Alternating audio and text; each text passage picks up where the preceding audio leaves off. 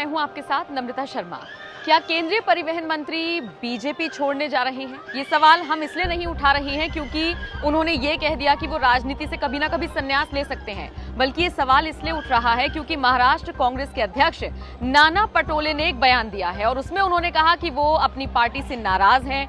वो इस कदर नाराज हैं कि वो कोई भी कदम उठा सकते हैं और उनके इस कदम की हम सराहना करते हैं।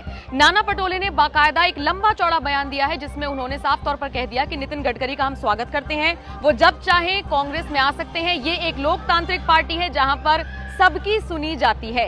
नाना पटोले ने क्या कुछ कहा, चलिए मैं आपको विस्तार से बताती हूं। नाना पटोले पत्रकारों से बातचीत कर रहे थे जिसमें वो कहते हैं कांग्रेस एक लोकतांत्रिक पार्टी है, इसमें किसी भी पदाधिकारी नेता को बोलने का पूरा अधिकार है, लेकिन बीजेपी में ऐसा नहीं है। जिस तरह से हाल ही में नितिन गडकरी का पार्टी में जो हाल चल रहा है वो ठीक नहीं कहा जा सकता। नितिन गडकरी पार्टी से नाराज हैं, इसीलिए हम उन्हें आमंत्रित करते हैं कि वो कभी भी हमारी पार्टी आए और उसे ज्वाइन कर सकते हैं और हम वादा करते हैं कि हम नितिन गडकरी का समर्थन करेंगे। नाना पटोले ने आगे क्या कहा पत्रकारों से वो भी सुन लीजिए। नाना पटोले कहते हैं नितिन गडकरी नाराज हैं और इसीलिए मैं उन्हें आमंत्रित करता हूं, आइए हमारे साथ, हम आपको सपोर्ट करने के लिए तैयार हैं। जिस तरह से केंद्र सरकार के खिलाफ बोलने वाले पर ईडी सीबीआई लगाई जाती है वो हमारे पास नहीं है। हम इस संबंध में नितिन गडकरी से बात करने वाले हैं, हम नितिन गडकरी से मिलेंगे, उन्हें हम कांग्रेस में आने का आमंत्रण देंगे और गडकरी कांग्रेस में आए, हम उनको सपोर्ट करने के लिए तैयार हैं। वैसे आपको बता दें, नाना पटोले का यह बयान ऐसे वक्त में आया है जब सपा अध्यक्ष अखिलेश यादव पहले ही केशव प्रसाद मौर्य को सपा में आने का ऑफर दे चुके हैं। आपको याद ही होगा अखिलेश यादव ने क्या कुछ कहा था। अखिलेश यादव ने कहा था आप 100 विधायकों के साथ पार्टी में आ जाइए और मैं आपको मुख्यमंत्री बना दूंगा। तो ये जो सियासी ड्रामा पूरा चल रहा है, इसी को भांपते हुए महाराष्ट्र में भी कुछ ड्रामा कर लिया जाए, शायद यही सोच रहे हैं नाना पटोले। हालांकि नितिन गडकरी का ऐसा कोई फैसला नहीं है, ऐसा कोई ऐलान ना ही वो करने जा रही हैं, ना ही वो बीजेपी छोड़ने जा रही हैं और कांग्रेस तो छोड़ ही दीजिए कि वो बीजेपी छोड़कर कांग्रेस में जाएंगे। आप बताइए, नाना पटोले जिस तरीके की बड़ी बड़ी बातें कर रही हैं नितिन गडकरी को लेकर, आप इस पूरी खबर को लेकर क्या राय रखते हैं? राजनीति भी स्किल्ड है। समस्या सबके सामने है, पार्टी में समस्या है, पार्टी के बाहर समस्या है, कॉन्स्टिट्यूंसी में समस्या है, परिवार में समस्या है, आजू बाजू में समस्या है। किसी को आगे ले जाओ तो वो बोलता है इसको टिकट दे दो, अगलो हटा दो, सब समस्या है। प्रॉब्लम किसके सामने नहीं है? एक ने पूछा था कि तुम में से सुखी कौन है, हाथ ऊपर करो, किसी ने नहीं किया, क्योंकि जो एमएलए थे वो इसलिए दुखी है कि वो मंत्री नहीं बन पाए। मैं आपके लिए नहीं कह रहा हूं। मंत्री इसलिए दुखी थे कि उनको अच्छा डिपार्टमेंट नहीं मिला। जिनको अच्छा डिपार्टमेंट नहीं मिला वो इसलिए दुखी थे कि वो मुख्यमंत्री नहीं बन पाए, और जो मुख्यमंत्री बन पाए वो इसलिए दुखी है कि कब रहेंगे और कब जाएंगे इसका भरोसा नहीं। वो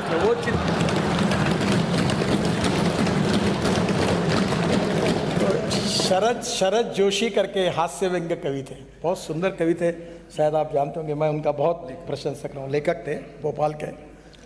उन्होंने कहा था, एक सुंदर कविता की थी, जो राज्य में काम के नहीं थे उनको दिल्ली में भेजा, जो दिल्ली में काम के नहीं थे उनको गवर्नर बना दिया, जो गवर्नर नहीं बन पाए उनको एम्बेसडर बना दिया।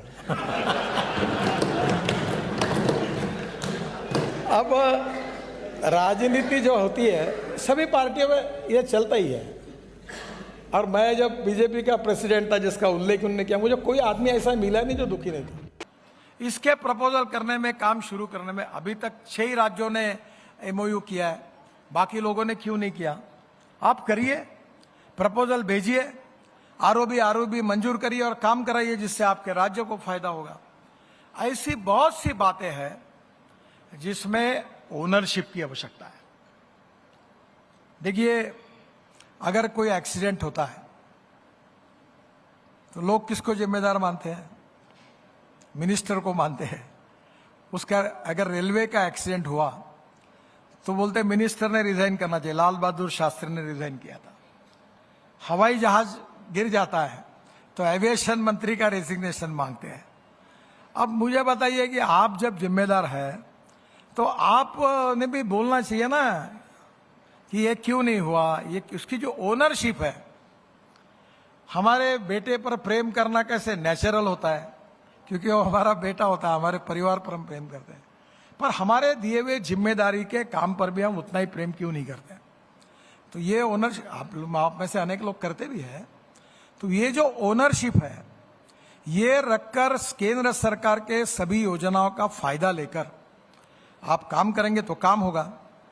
एक बहुत अच्छी बात हुई, एनुअल प्लान में हर बार रिस्ट्रिक्शन होता था। मैं बहुत बार बोलता था कि एनुअल प्लान अपने ही है, रोड है, ये है, वो है।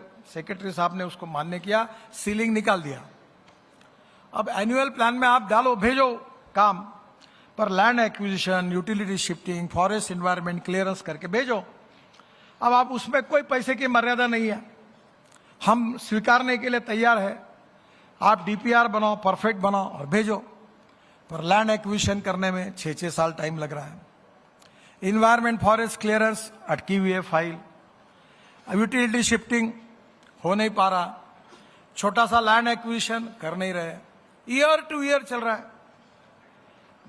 मेरा आपसे अनुरोध है कि आपके राज्य में एनएचआई से रिलेटेड, आपसे रिलेटेड ये जो अटके हुए काम है, इसका फॉलोअप कौन करेगा, इसका रिव्यू कौन करेगा, और जो नहीं हो रहा उसके लिए सरकार के रूप में आपकी जिम्मेदारी है। अब मैं थोड़ी रोड बनाता हूं, मैं ना रोड बनाता हूं, ना मुझे टेक्नोलॉजी समझ में आती है, ना मुझे कुछ समझ में आता है। मुझे American vice president Kamala Harris ने फोन करके मेरा अभिनंदन किया कि आप बहुत अच्छा रोड में काम कर रहे हैं। तो मैं हंस रहा था, तो मेरी पत्नी थी घर में बैठी, तो बोले वो आपका अभिनंदन कर रही। मतलब मेरा अभिनंदन कर रही, पर मेरे को हंसी आ रही। बोले क्यों? मतलब मैं थोड़ी रोड बनाता, रोड कॉन्ट्रैक्टर बना रहे, रोड इंजीनियर बना रहे, रोड एनएचआई के ऑफिसर बना रहे, मेहनत सरकारी ऑफिसर कर रहे। तो मैंने मजाक में पत्नी को कहा कि मेहनत करे मुर्गा और अंडा खाए फकीर, ऐसी मंत्री की कहानी है कि क्रेडिट मुझे मिल रहा है। पर जैसे क्रेडिट भी मिलता है, वैसे डिस्क्रेडिट भी मिलता है। एक एक्सीडेंट होने के बाद मीडिया पिटाई भी करती है।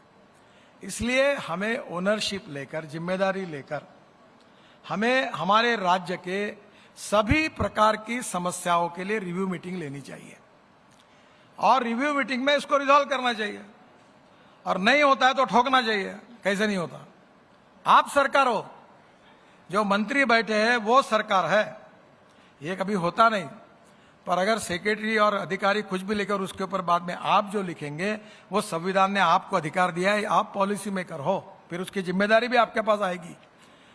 पर हम सब मिलकर आपस में चर्चा करके, by mutual consent, comes together, thinks together, works together, we plan futuristic works, we plan for futuristic technology. और एक बात जरूर करिए कि innovation, entrepreneurship, science, technology, research, skilled and successful practices, we name it as knowledge and conversion of knowledge into wealth is the future. ये मैं बात रोज कहता हूं। मेरा आपसे अनुरोध है, आप ट्रांसपोर्ट मंत्री हैं, मैं आपको हाथ जोड़कर अनुरोध करता हूं कि एक संकल्प करिए कि इस देश का ट्रांसपोर्ट इस देश में तैयार हुए फ्यूल पर चलेगा। इंपोर्ट खत्म होगा, प्रदूषण खत्म होगा,